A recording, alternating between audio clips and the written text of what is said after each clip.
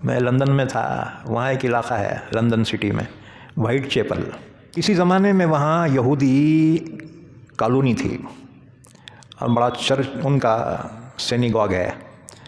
बाद में 1948 में पूरे दुनिया से यहूदियों को लाकर फ़लस्तीन में बसाया गया और मुसलमानों ने उस वक़्त उन पर रहम खाया।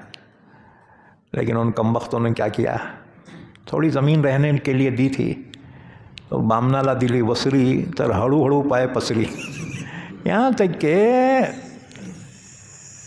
2/3 मुल्क की ज़मीन हड़प कर लिए। हाँ जी, फ़लस्तीन छोटा रह गया, गाज़ा पट्टी ये छोटे छोटे रह गए इलाके, बाकी सब पे उन्होंने कब्ज़ा किया। तो ये कौम है ही है गद्दार, ख़ाइन, नबियों का मर्डर करने वाली कौम, दुनिया की सबसे खबीस कौम है ये।